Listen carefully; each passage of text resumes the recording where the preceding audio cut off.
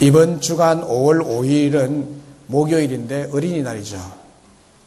어린이날이 있는 이번 주간이기 때문에 오늘은 어린이 주일로 하나님 앞에 예배를 드리는 주일입니다.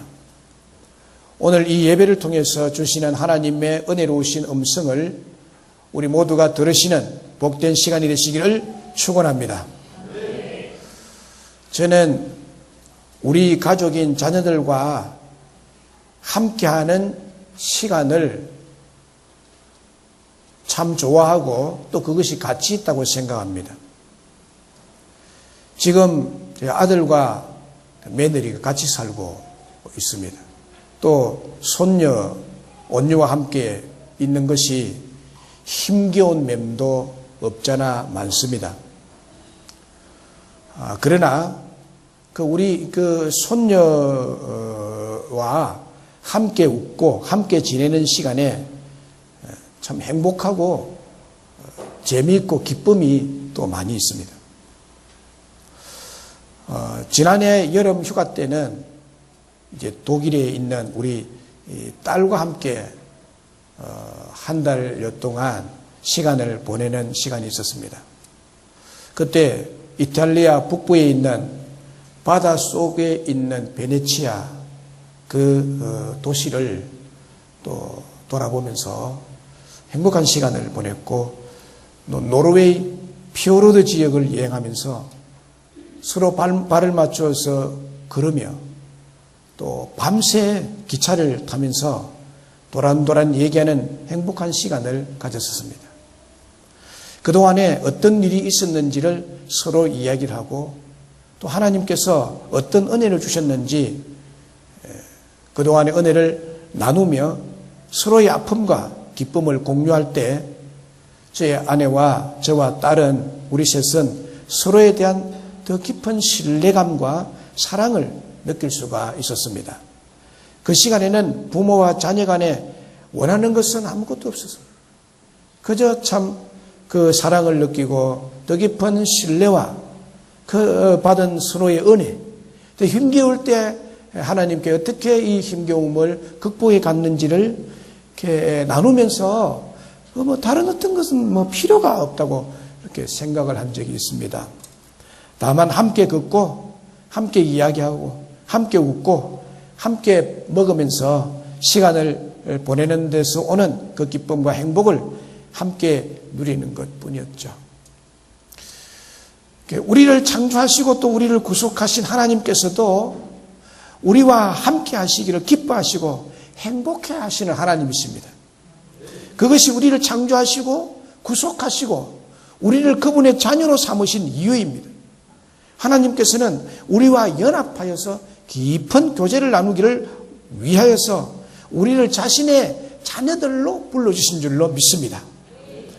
어떤 사람은 하나님께서 우리를 창조하신 목적에 대해서 예배를 받으시기 위해서 우리를 만드셨다 라고 말을 합니다. 물론 맞는 말입니다만은 형식적인 예배를 받으시기 위해서는 아니죠. 우리가 보통 하나님께 예배를 통해서 영광을 돌린다고 하는데 또 영광을 돌린다고 하는 이 면에 있어서 생각해 보면 훌륭한 운동선수나 위대한 학자와 같은 그런 유명한 사람이 되어서 세계 대회에서 금메달을 딴다든지 우승을 한 뒤에 혹은 뛰어난 업적이나 큰 성과를 이룬 뒤에 하나님께 정말 감사하고 영광을 돌리고 높여드리는 것을 연상하게 됩니다. 그러나 여러분, 우리 하나님은 훌륭한 아들을 통해서만 영광을 받으시는 분이 아니시고 기뻐하시는 분이 아니십니다. 아들 노릇 한번 제대로 못하는 병약한 아들로 인해서 전 재산 다 쓰고 온종일 아들한테 매달려서 아까운 시간 다 보냈을지라도 그 아들의 회복과 작은 감사의 표현이 아버지에게 한없는 영광이 되고 큰 기쁨이 되는 것입니다. 부모는 자녀 가운데 가장 약한 자녀에게 가장 많은 관심을 기울이게 마련인 것입니다. 그 가장 약한 자녀를 돌보는 가운데 부모가 얻는 위로가 있습니다. 그것이 하나님께서 바라시는 영광이기도 한 것입니다. 또 어떤 사람은 하나님께서 외로우셨기 때문에 우리를 외로움을 달래기 위해서 창조를 하셨다라고 추측을 하는 사람이 있습니다. 그러나 그렇지를 않습니다. 하나님은 외롭지 않으신 분이십니다. 왜냐하면 이미 하나님께서는 삼위일체의 온전한 연합을 이루심으로 사랑의 공동체를 이루고 계시는 분이시기 때문입니다. 뿐만 아니라 그분에게서는 그와 함께하는 천사의 무리가 있습니다. 그런데도 하나님께서 인간을 창조하시고 택하셔서 삼위일체의 온전한 연합을 우리와의 관계까지 연장하시기로 결정하신 것입니다. 그 이유는 우리가 그분의 자녀들이기 때문입니다.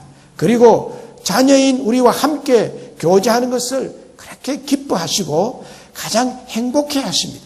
그래서 하나님은 가정을 세우셨습니다. 하나님이 세우신 가정이 우리가 살고 있는, 우리가 만든 가정들입니다. 그러면 가정을 세우신 하나님께서 우리에게 태의 열매인 자녀를 주신 목적은 무엇일까요? 자녀를 주신 목적이 무엇일까요? 그것은 하나님이 주시는 사랑의 위로를 주시기 위해서 자녀를 우리에게 주셨습니다. 할렐루야. 우리를 위로하기 위해서 자녀를 주셨다.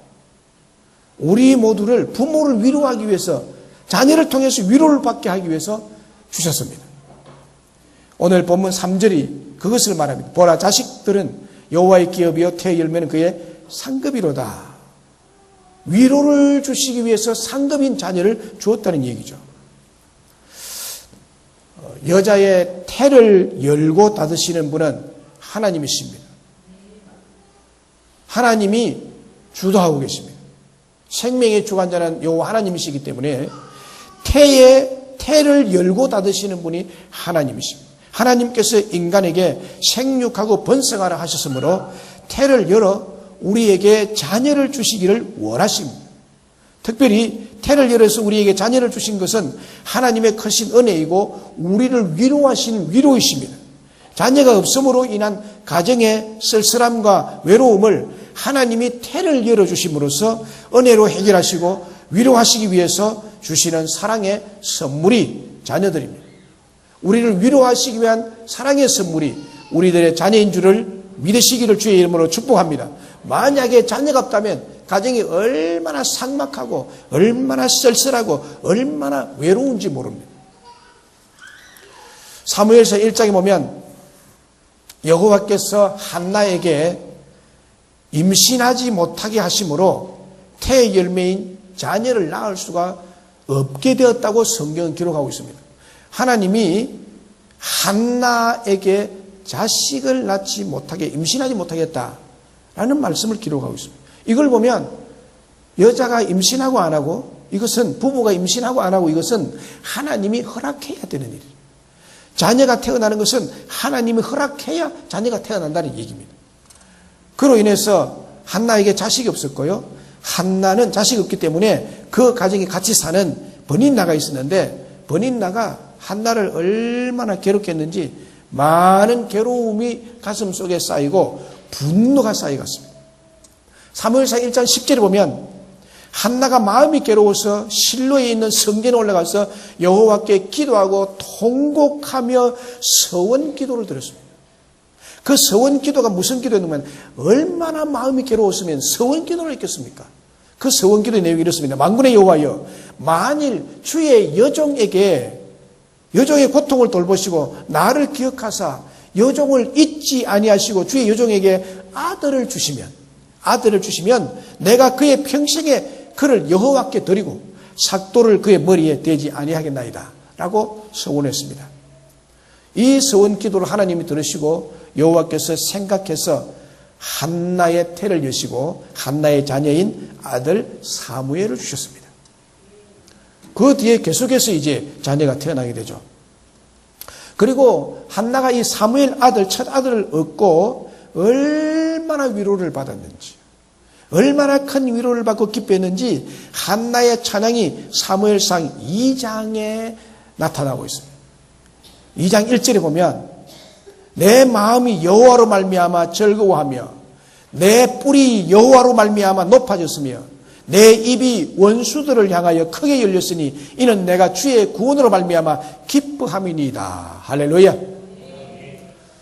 이 한나에게 자녀가 생김으로 얼마나 큰 위로를 얻었는지, 얼마나 그 위로로 말미암아 마음이 기뻤는지 사무엘상 2장에 이 한나의 그 위로함에 대한 감격을 노래하고 있습니다.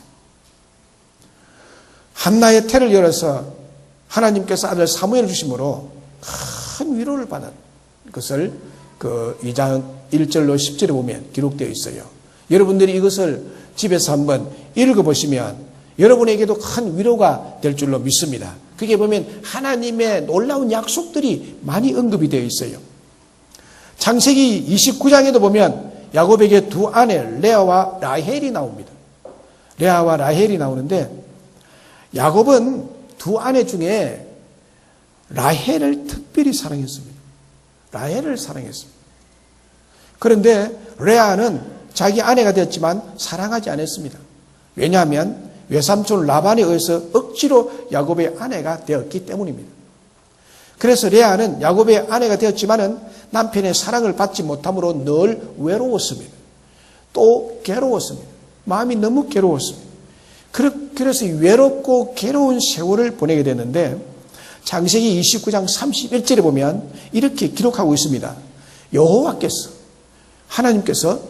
여호와께서 레아가 사랑받지 못함을 보시고, 하나님 사랑받지 못함을 다 보고 계셨어요. 사랑받지 못함을 보시고 그의 태를 여셨으나 라헬은 자녀가 없었더라고 말합니다. 참 하나님이 얼마나 그 외로워하는, 괴로워하는, 자녀가 없어서 괴로워하는, 사랑을 받지 못함으로 괴로워하는 레아를 얼마나 사랑하셨는지 32절 33절에 창세기 29장 32, 33절에 그 위로함을 이렇게 고백하고 있습니다. 레아가 임신하여 아들을 낳고 그 이름을 르우벤이라 하여 이르되 여호와께서 나의 괴로움을 돌보셨으니라고 말합니다. 그 괴로운 마음을 아들을 주심으로 그가 위로를 받게 됐다는 거죠.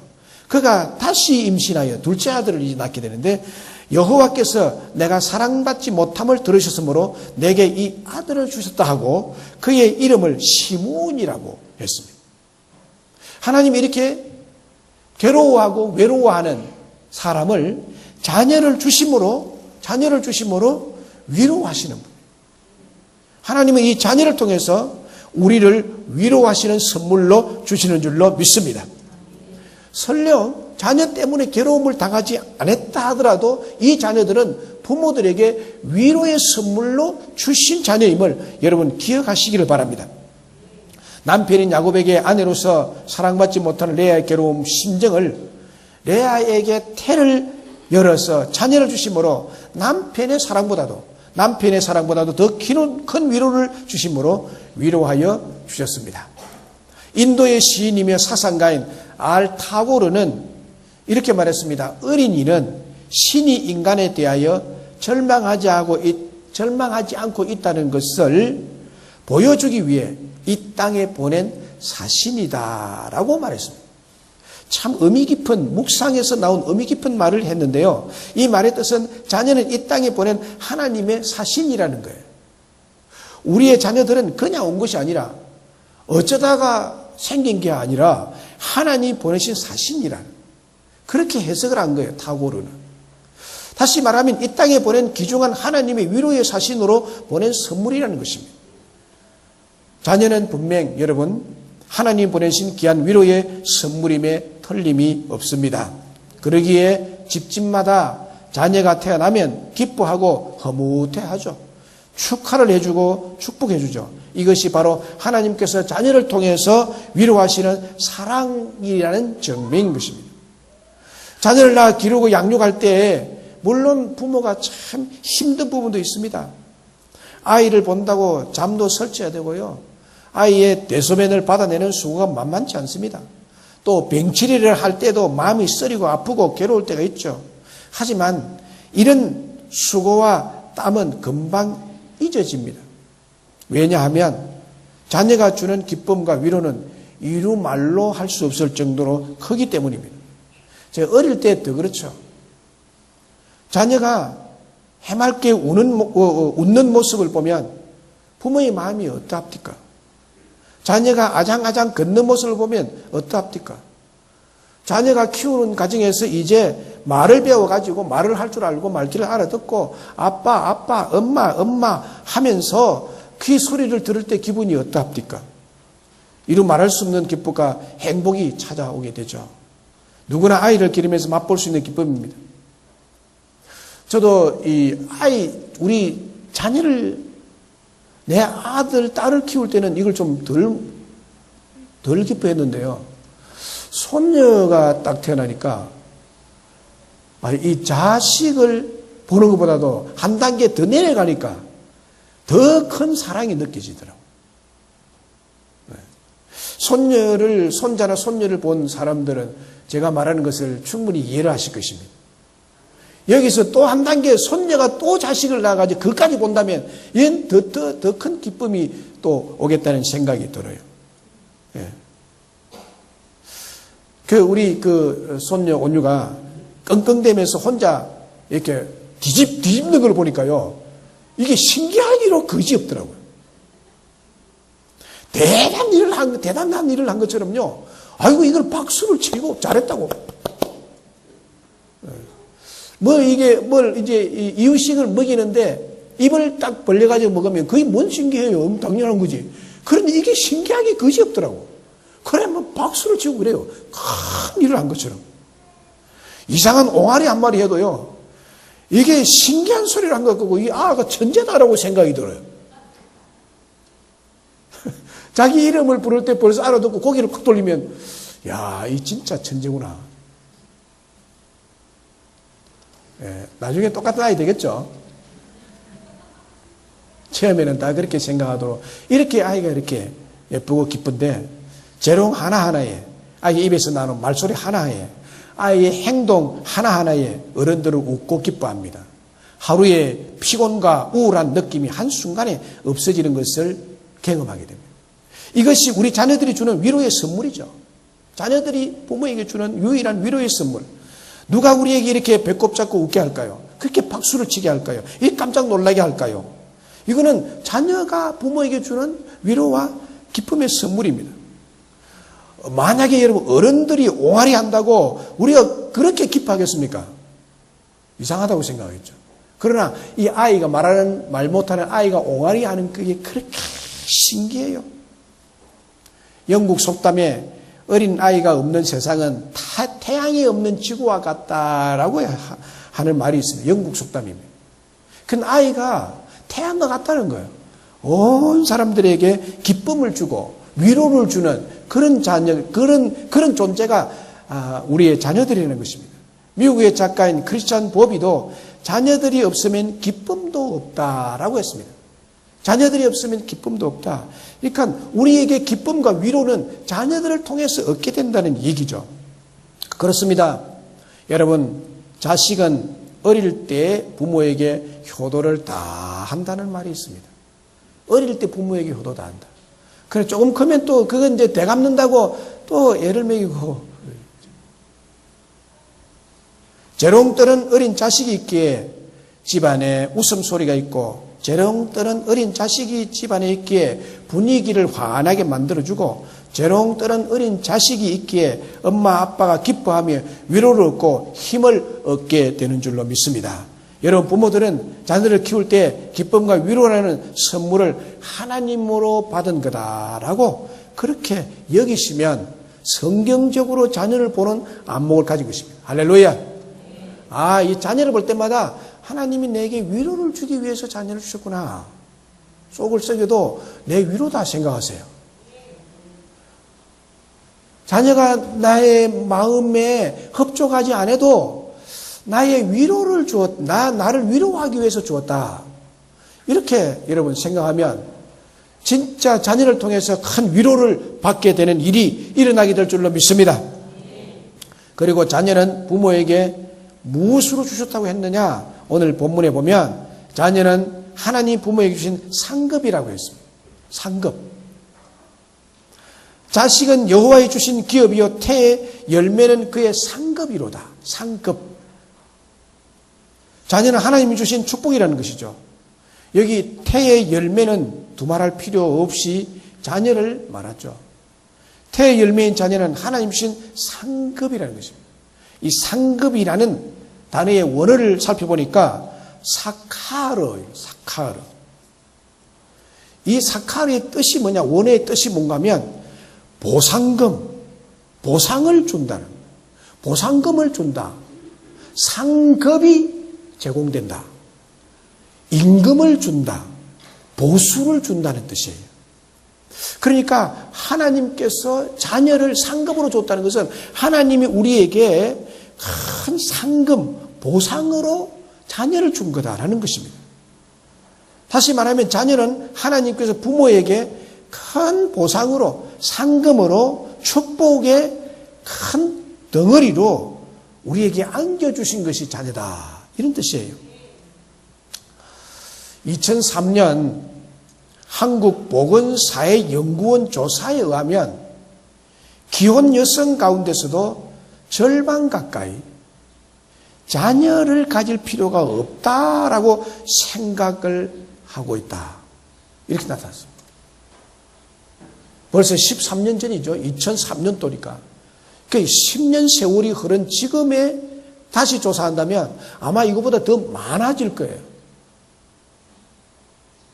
많은 젊은 부부가 자녀를 가질 필요가 없다라고 생각하고 있다는 것입니다. 이것이 무엇을 말합니까? 자녀가 선물이 아니라 하나님 주신 상급이 아니라 짐으로 여기고 있다는 것이 대다수의 부부가 생각하는 것이라는 것입니다. 큰 짐이다 자녀가. 그래서 자녀 하나를 가지면 한 짐 지고 둘을 가지면 두 짐을 지고 살아가는 이런 고통이 따른다는 생각을 가졌다는 거예요. 지난주 수요일 신문입니다. 4월 27일. 거기에 신문에 국민일보 제1면 하단부에 이 이상한 기사가 있어서 제가 눈여겨봤습니다. 그게 뭔 기사냐면 N4 세대 절망이라는 이런 내용으로 신문이 났어요. N4 세대. N4라. 이게 뭘까? 듣지도 보지도 못한 단어가 신문에 언급이 됐어요.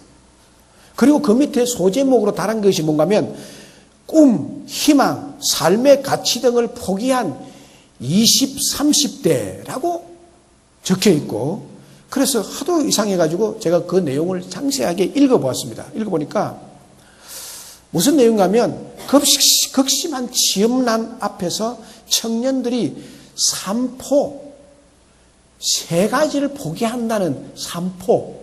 이 삼포도 제가 이제 처음 접하는 단어예요. 삼포 시대라는 거예요.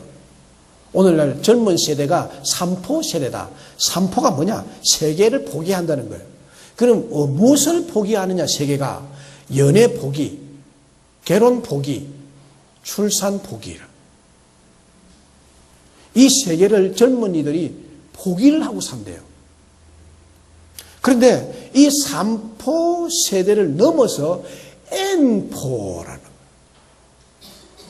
N포. 이 N포라는 뜻이 뭔가 하면 세계 삼포가 아니고 세계를 포기하는 것이 아니라 이 세계를 포함한 모든 수많은 것을 다 포기하는 세대가 됐다는 뜻이 N포라는 세대라는 것입니다. 그 신문에는 근거 없는 얘기를 하고 있지 않거든요. 거기에 기사를 자세히 읽어보니까요. 자녀와 부모 사이에 참된 사랑의 나눔이 없다는 것이었습니다. 그래서 자녀들은 꼭 하수생 같다. 아침 일찍 나오고 저녁 늦게 들어와서 밥만 먹고 또 아침에 일찍 나오고 저녁 늦게 들어오고. 아버지도 마찬가지예요.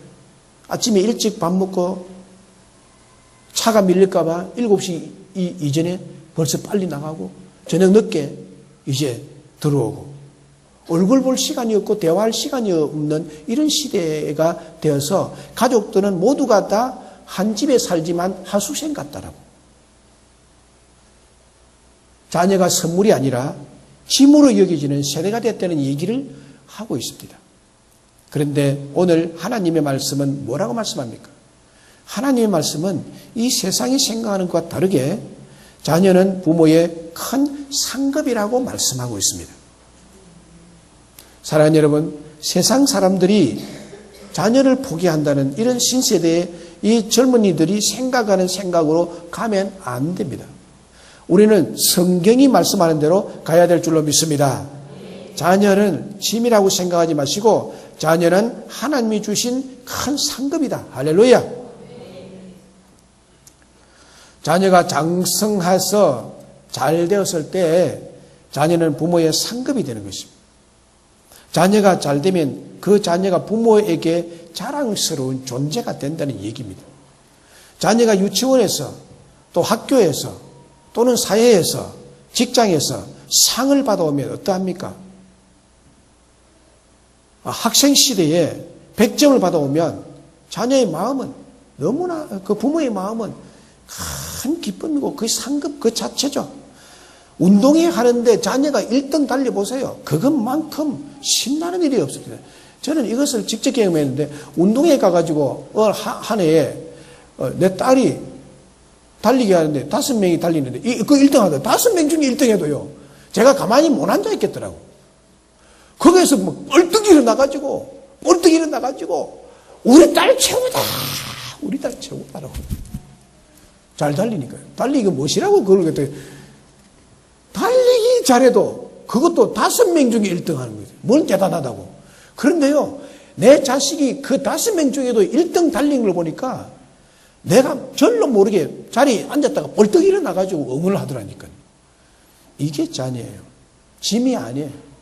하나님은 자녀를 우리에게 행복한 상급으로 주시는 줄로 믿습니다. 그 요셉을 보면 창세기 요셉의 얘기가 나오는데 요셉과 그의 그 어떤 고난 또 그가 국무총리가 되는 이런 일련의 과정들을 상세하게 창세기에 기록해 놓았습니다. 그 어느 날 요셉의 아버지 야곱에게 좋은 소식이 전해집니다. 그 좋은 소식은 요셉이 죽지 않고 애굽의 총리가 되었다는 것입니다. 애굽 나라의 그때 당시에 최강대국인 애굽의 국무총리 권력 서열 제2위 그러나 실제적인 권력은 제1위의 권력에 올랐다는 소식을 야곱이 듣습니다. 그 야곱은 자기 아들 요셉이 짐승에게 몰려가서 찢겨서 죽었다고 알고 있는데 죽지 않고 살아서 애굽 나라의 국무총리가 되었다는 소식을 접하는데 어떤 내용을 접하게 되는가 하면 요셉이 아버지에게 보냅니다. 아버지 기근 때에 아무 걱정하지 마시고 형님들과 애굽으로 내려오십시오. 내가 형님들과 아버지를 위해 거처를 마련해 놓았습니다. 이제 아무 걱정하지 마시고 아버지와 형님들은 제가 책임지고 모시겠습니다. 라는 내용으로 그 형님들에게 보내죠. 그리고 이 정갈 내용과 함께 수레를 아버지께 보냅니다. 요즘 말로 하면 최고급 리무진이죠. 그때는 참 걸어 다니는데 애굽의 최고의 수레를 마련해서 아버지가 그 수레 타고 오도록 수레를 보내게 되는데 이것을 본 야곱, 요셉의 아버지 야곱의 반응이 어땠는지 창세기 45장 27절에 말하고 있습니다. 거기 보면 이렇게 기록하죠. 그 아비 야곱이 요셉의 자기를 태우려고 보낸 수레를 보고야 기운이 소생한지라. 기운이 소생했다는 것은요, 엄청난 마음의 기쁨이 솟았다는 거예요. 너무너무 희망이 솟아올랐다는 거예요. 기운이 소생한지라. 모든 부모는요, 이렇게 자녀가 잘 되었다는 소식을 들으면 기운이 소생하고 힘이 솟아나고 행복해지고 기쁨이 몰려오게 되는 것입니다. 이 기쁨, 자녀가 잘 되었을 때 부모에게 찾아오는 기쁨은 하나님께서 부모에게 주신 최상의 상급인 것입니다. 할렐루야. 그리고 자녀는 부모에게 주신 기업이라고 했습니다. 기업. 이 기업이란 뜻이 뭘까요? 그 뜻은 자녀를 사랑의 위로와 큰 상급으로 주신 것임에 틀림이 없지만 자녀를 잘 양육하도록 자녀를 부모에게 맡겼다는 뜻이에요. 자녀를 부모에게 맡겼다는. 자녀를 잘 양육하는 것은 부모의 그 책임이 주어지는 것입니다. 왜 부모의 그 양육 책임을 지울까요? 하나님께서는 그 부모에게 자식을 맡겼기 때문입니다. 자식은 여호와의 주신 기업이라고 했습니다. 자녀는 하나님 맡긴 기업체와 같은 거다라는 것입니다. 삼성그룹의 회장이 각 계열 회사의 사장에게 그 회사의 기업을 맡기는 것과 꼭 같은 뜻이 자녀를 우리에게 기업으로 맡겼다는 뜻입니다. 그러니까 기업을 받은 사장은 그 기업을 잘 관리하고 잘 성장시켜야 되겠죠. 자녀도 동일합니다. 우리에게 축복을 주셨지만 동시에 우리가 받은 자녀들을 잘 양육하고 성장시키는 것은 하나님 우리에게 맡기신 책임입니다. 이 기업을 잘 키워야 되는 것입니다. 그러면 어떻게 하면 자녀를 잘 양육할 수 있을까요? 이 어린이 주일에 우리의 자녀를 잘 양육하는 것, 특별히 어린 자녀를 둔 여러분들, 좋은 양육은 부모의 좋은 본입니다. 본을 보이는. 디도서 2장 7절에 보면 범사에 네 자신이 선한 일에 본을 보이며 라고 했습니다. 본을 보이는 것입니다. 범사에 본을 보이라고 그랬어요. 자녀는 부모의 행동을 모두 배우게 되어 있습니다. 정확하게 배웁니다. 아이들은 부모가 하는 대로, 어른들이 하는 대로 따라하게 되어 있습니다. 무엇을 보고 자라는가 하는 것이 그 아이의 장래가 결정이 되는 문제입니다. 그래서 자녀는 부모의 거울이다 라고 말하죠. 자녀는 부모의 거울입니다. 자녀를 보면 그 부모가 가정생활을 어떻게 하고 있는지를 다 볼 수 있습니다.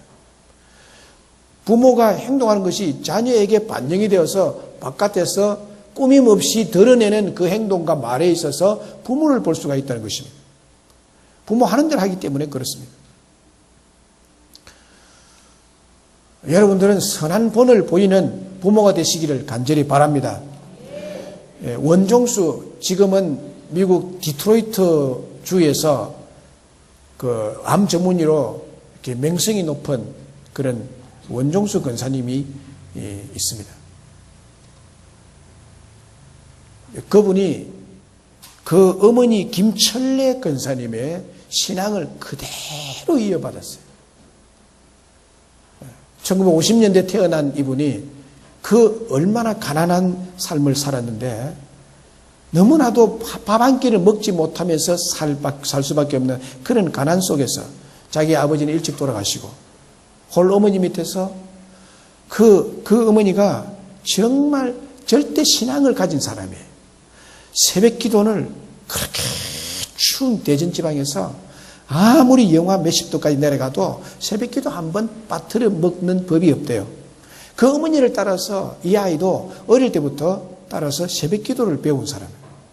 그리고 성경 읽는 것과 또 가난한 사람을 돌보는 것, 선한 삶을 사는 것, 성경대로 삶을 실천하는 것을 그의 어머니 김철래 권사님으로부터 철저하게 배우고 하나님의 교회에 헌신하고 봉사하는 것, 이런 것에 대해서 철저하게 배운 이 원종수 권사님이 그대로 행하는 거예요. 그대로 행하는 거예요. 그러니까 하나님이 이 원종수 권사를 양육한 사람은 누구냐면 그 부모죠.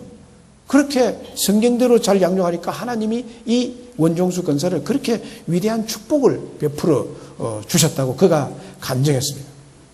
여러분, 아이들은 본대로 한다는 것입니다. 부모의 좋은 본을 보고 자란 아이는 선한 아이가 되고 좋은 아이가 되고 믿음의 아이가 되고 효자가 됩니다. 반대로 부모의 나쁜 본을 보고 자란 자녀는 문제의 자녀가 되는 것입니다. 문제 아이는 없고 문제 부모만 있다라고 말하잖아요. 문제 아이는 없고 문제 부모만 있다. 문제아이 보면은 반드시 그 뒤에 문제 부모가 도사리고 앉아 있는 것입니다. 여러분, 자녀들은 본대로 합니다. 믿음의 부모 밑에는 믿음의 자녀들이 나올 줄로 믿습니다. 정직한 부모 밑에는 정직한 자녀들이 나옵니다. 부지런한 부모 밑에는 부지런한 자녀들이 나옵니다. 봉사하는 부모 밑에는 봉사하는 자녀들이 나옵니다. 충성스러운 부모 밑에는 충성스러운 믿음의 자녀들이 나오게 될 줄로 믿습니다. 예수님도 이 원리를 아셨기 때문에 메사의 제자들에게 본을 보였다고 말합니다. 요한복음 13장 15절에 보면 내가 너희에게 행한 같이 너희도 행하게 하려 본을 보였노라. 본을 보였노라. 본을 보였노라. 자녀들 앞에 놓고 넌 내 본 보지 마라. 나를 본 보지 말라고 한다고 본을 안 보여지느냐? 그게 아니에요. 본을 자동적으로 보게 되어 있습니다. 왜냐하면 자기가 좋아하는 경향이 아버지가 좋아하는 경향과 똑같이 같은 DNA를 가지고 태어나기 때문에 이 연기 배열 DNA가 똑같이 이렇게 받거든요. 그러니까 음식도 기호가 아버지가 좋아하는 것을 자식이 좋아하게 되어 있는 거예요. 음식도 똑같아요. 그러니까 음식도 똑같이 되니까 가정의 병력도 똑같이 이어져 내려가는 거예요. 음식에서 우리의 모든 병이 좌우되는 것이 오늘날 밝혀진 사실 아니겠습니까? 그러니까 부모가 좋아하는 음식도 자녀가 좋아하기 때문에 부모에게 어느 특정한 영양소가 결핍되는 그런 상황도 자식도 그렇게 결핍되어 나타나게 된다는 거예요. 음식을 통해서 이것이 되어야 되는데 음식 먹는 그 좋아하는 것들이 다 똑같으니까 이 DNA가 같으니까 그럴 수밖에 없는 거예요. 그러니까 본을 보이는 것 생활 문제에 있어서도 이 신앙생활 하는 것도요 꼭 그래요. 신앙생활 하는 걸 제가 목회를 오래 하는 거 보면 오래 하면서 보니까 어느 정도는 그 부모의 신앙 행태를 자식이 그대로 답습해. 답습해. 이건 몰라서 본 게 아니라 뭐 그대로 이렇게 나타나는 거거든요. 그대로 답습해. 무서운 일입니다, 여러분. 어떤 의미에서는. 여러분, 하나님 앞에서 우리가 자식을 기업으로 맡은 자들입니다. 한 기업체를 맡았다는 거예요, 이게 사실은 한 기업체보다도 우리 자녀의 기업이 굉장히 중요하고 큰 거잖아요. 이 기업을 잘 일구어야 되는 거예요. 자녀를 잘 일구어야 되는데 이게 바로 모범이에요. 부모가 모범을 보여야 됩니다. 하나의 토마스 칼라일은 이렇게 말했습니다. 하나의 모범은 1000마디의 논쟁보다 더 가치가 있다고 말합니다. 하나의 모범, 하나의 행동, 하나의 삶은 1000마디 말하는 것보다도 한 번의 행동이 더 효과적이라는 뜻입니다. 그래서 본을 보이는 것 이상의 교육은 없습니다. 그렇다면 저와 여러분이 우리 자녀들에게 무슨 본을 보여야 할까요? 그것은 무엇보다도 신앙, 믿음 생활의 본을 잘 보여야 할 줄로 믿습니다. 부모인 내가 어려울 때 기도하는 본을 보여주시고 부모인 내가 주일마다 예배를 으쌰으쌰 하는 본을 보여주고 지각하는 본을 보이지 마세요. 10분 전에 와서 기도하는 본을 보이고 부모인 내가 찬송하는 본을 보이고 부모인 내가 예배 시간에 일찍 오는 본을 보이고 부모인 내가 예수님을 사랑하고 이웃을 사랑하는 본을 보이고 부모인 내가 자녀들이 행하기를 원하는 그것을 본을 보이면 그대로 따라하게 될 줄로 믿습니다. 이것이 인생의 가장 큰 유산을 얻는 자녀가 될 것이죠. 저도 이 본문을 한 주간 묵상하면서 자녀 앞에 좋은 본을 보였나를 생각해 보았습니다. 생각해 보니까 부끄러운 부분이 더 많아요. 내가 이럴 때 이렇게 했었어야 되는데 라는 이런 것들이 막 생각이 나요. 어떤 때는요, 설교를 준비하면요, 제가 엄청 부담스러워요. 이 말씀 안전하면 좋겠다는 생각이에요. 이미 준비를 하고 있는데 또 하면 처음부터 또 시작해야 되는데 포기할 수도 없고 더 갈 수도 없고 이 참 말씀 곤란하다. 그래서 제가요 회개를 많이 합니다. 설교 준비할 때. 어떤 때는 내가 너무 은혜가 돼가지고 눈물을 펑펑 쏟고요. 어떤 때는 참 이 곤란하네. 이 말씀 없었으면 좋겠다는 생각도 있고요. 얘는 복잡한 생각이 많아요. 설교자도. 자녀들 앞에 부부가 사소한 걸 가지고 싸우는 모습도 보여주고, 자녀들 앞에 때로는 게으른 모습도 보여주고, 자녀들 앞에 때로는 참지 못하는 모습도 보여주고, 조급한 모습을 보여주고, 자녀들 앞에 때로는 믿음 없는 사람처럼 행동하는 것을 보일 때도 있습니다. 목사지만은 여러분 그렇습니다. 그래서 어쩌겠는가? 내가 이 말씀 앞에 기업으로 내 자식을 내가 맡겼는데 어떻게 하겠는가? 피할 수도 없고 이거는 가야 되는데 좋은 모습보다도 안 좋은 모습이 더 두드러지게는, 여러분 부모가요 자식에게 10가지 잘하다가 한 가지 못한 그것이 10가지를 다 덮어버려요. 못한 것이. 그래가지고 부모를 싫어하고 안 좋은 감정을 가지는, 그 상처를 받는 경우가 많을 거라는 생각을 했어요. 그래서 어쩌겠어요. 부모님 입장에서 자식 앞에서 좋지 못한 본을 줄여나가고 좀 더 하나님 말씀에 순종하는 좋은 본을 더 보이도록 더 노력해야 되겠다. 이것밖에 없더라고. 동의하시면 아멘. 그렇다고 제가 뭐 나쁜 부모가 아니에요.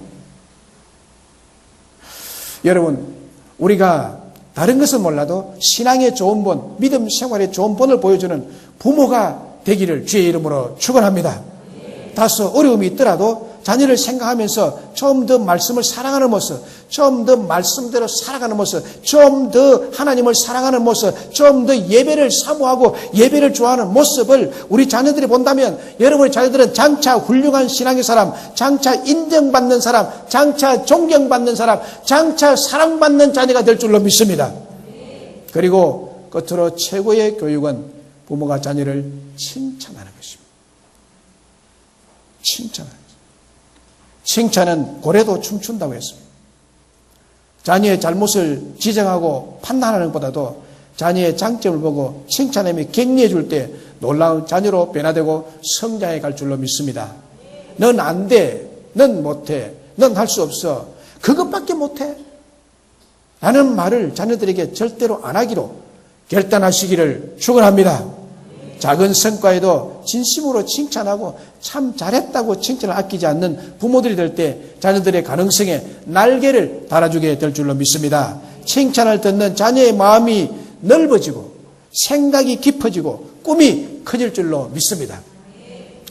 박사이고 교수이고 대학 총장인 나는 아직도 알 수 없다고 하면서 입을 열어 자신의 과거를 진솔하게 고백한 박찬석 교수님이 계십니다. 그는 경북대학교 총장을 지낸 분으로서 트위터에 이렇게 글이 올라와 있습니다. 그대로 소개해드리겠습니다. 나의 고향은 경남 산청이다. 지금도 비교적 가난한 곳이다. 그러나 아버지는 가정 형편도 안 되고 머리도 안 되는 나를 대구로 유학을 보냈다. 대구 중학교를 다녔는데 공부하기가 싫었다. 1학년 8반 석차는 68명 중에 68등. 꼴찌를 했다. 부끄러운 성적표를 가지고 고향에 가는 어린 마음에도 그 성적표를 내밀 자신이 없었다. 당신이 교육을 받지 못한 한을 자식을 통해서 풀고자 했는데 꼴찌라니. 끼니를 제대로 잊지 못하는 소장농을 하면서도 아들을 중학교에 보낼 생각을 한 아버지를 떠올리면 그냥 있을 수가 없었다. 그래서 잉크로 기록된 성적표를 68명 중 1등으로 고쳐 아버지께 보여드렸다. 아버지는 당시 보통 학교도 다니지 않았으므로 내가 1등으로 고친 성적표를 알아차리지 못할 것으로 생각했다. 대구로 유학을 간 아들이 집에 왔으니 친지들이 몰려와 찬석이는 공부를 잘했더냐고 물었다. 아버지는 앞으로 봐야지. 이번에는 어쩌다가 1등을 했는가 배? 라고 했다. 그리고 아버지는 한 마리뿐인 돼지를 잡아 동네 사람들 모아놓고 잔치를 벌였다. 충격적인 그 사건 이후로 나는 달라졌다. 그로부터 17년 후 나는 박사가 되고 대학 교수가 되었다. 자식의 위조한 성적을 알고도 재산 목록 1호인 돼지를 잡아 잔치를 한 부모님의 마음을 박사이고 교수이고 대학 총장이 나는 아직도 감히 알 수가 없다라고 했습니다. 여러분, 돼지를 잡아 동네 잔치를 한 것은 거짓으로 위조한 성적표임을 알고도 책망이나 야단치지 아니하고 오히려 그 아들을 칭찬한 시골 농부적인 방법입니다. 그건 칭찬한 거예요. 그 칭찬이 큰 충격이 되어서 공부하기 그렇게 싫어하던 어린 아들의 마음에 스스로 공부를 하는 아이로 만들었던 것입니다. 그 말없는 칭찬으로 박사가 되고 총장이 되고 교수가 되고 훌륭한 인물이 된 것입니다. 교육 중에 가장 큰 교육은 칭찬하는 것입니다. 여러분, 말씀을 했습니다. 오늘 우리가 들은 하나님의 음성이 뭡니까? 여러분, 자녀는 가정에 하나님이 주신 사랑의 위로하심이라고 했습니다. 자녀를 통해서 여러분에게 위로가 넘쳐날 줄로 믿습니다. 한나를 위로하신 하나님, 레아를 위로하신 하나님이세요. 그리고 부모에게 주신 상급이라고 그랬습니다. 그러니까 부모에게 주신 상급이 크죠. 그리고 축복의 덩어리라고 그랬죠. 그러나 하나님은 우리에게 이 자식을 기업으로 주셨다고 했습니다. 맡긴 기업과 같은 일이라고 했습니다. 그렇다면 우리에게 축복을 주신 자녀를 어떻게 양육해야 하겠습니까? 자녀에게 말로서 가르치는 것보다도 행동으로 본을 보여주는 것이라 했습니다. 부모가 신앙의 본을 보일 때 충성과 순종하는 모습을 신실하게 보일 때 자녀가 그렇게 따라합니다. 그리고 책망보다 칭찬할 때 우리 자녀들이 훌륭한 신앙의 사람으로, 우리 자녀들이 사회에서 존경받는 사람으로, 우리 자녀들이 어디를 가나 인정받는 사람으로 만들어질 줄로 믿습니다. 이와 같은 축복이 오늘 어린이 주일에 말씀과 함께 여러분 모든 자녀들에게 이루어지기를 주님의 이름으로 축복합니다.